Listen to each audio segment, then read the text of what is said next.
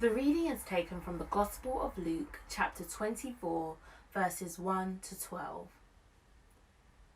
On the first day of the week, very early in the morning, the women took the spices they had prepared and went to the tomb. They found the stone rolled away from the tomb, but when they entered, they did not find the body of the Lord Jesus. While they were wondering about this, suddenly 2 men in clothes that gleamed like lightning stood beside them. In their fright, the women bowed down with their faces to the ground, but the men said to them, "Why do you look for the living among the dead? He is not here, he has risen. Remember how he told you while he was still with you in Galilee. The Son of Man must be delivered over to the hands of sinners, be crucified, and on the 3rd day be raised again." Then they remembered his words. When they came back from the tomb, they told all these things to the 11 and to all the others. It was Mary Magdalene, Joanna, Mary the mother of James, and the others with them who told this to the apostles. But they did not believe the women, because their words seemed to them like nonsense. Peter, however, got up and ran to the tomb. Bending over, he saw the stripes of linen lying by themselves, and he went away, wondering to himself what had happened. This is the word of the Lord. Thanks be to God. Thanks, Nima. As I've been reading that passage this week, 2 phrases have really stood out for me. The first is, their words sounded to them like nonsense. And the second is that Peter left, wondering to himself what had happened.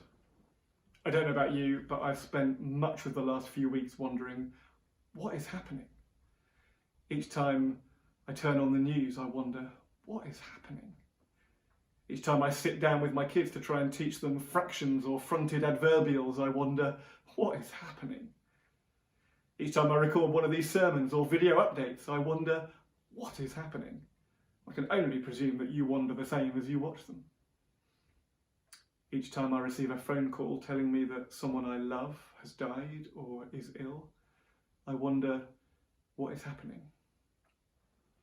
Each time I stand on my porch and clap at the street, I wonder, what is happening?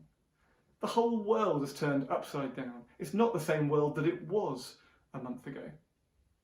In fact, I suspect that the whole world is wondering, what is happening?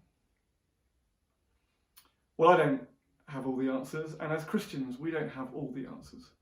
But what we do have is a God who loves us, a God who knows what it is to suffer, and a God who knows what it is to come through that suffering victorious, not just for himself, but for all of us, winning a victory for us so that we might have life, and life to the full, as citizens in his kingdom which, a bit like our church at the moment, doesn't have any walls, isn't a place as such, but a space where his kingdom values are lived out. A place where, even when we're feeling anxious, we can know his peace. Where even where we're feeling fearful, we can know his hope. Where even where we're feeling sad, we can know his joy. And where even when we want really just to think about ourselves, we can know his love and be inspired to live that love out towards others. That is the joy of being a follower of the living, risen Jesus. And the truth is that to some people, that sounds like nonsense. And we can't really blame them for that. The truth is extraordinary.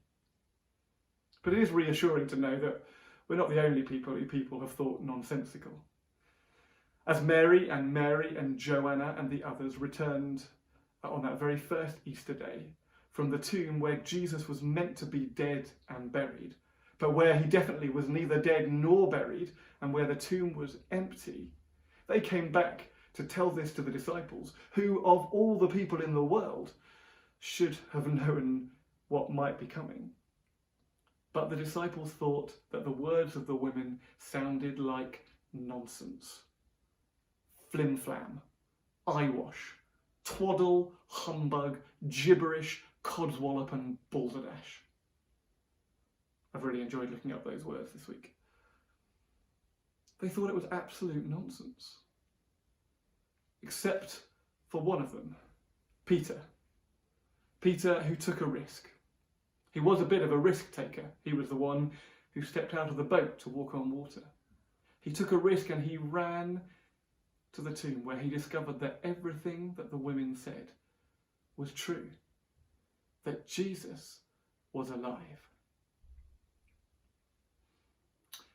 And so, for those of us who are regular churchgoers, who consider ourselves to be followers of Jesus, let's seek to live out that kingdom life, even at this difficult time, to live out love and hope and joy and peace, even when actually it feels pretty tough to do so.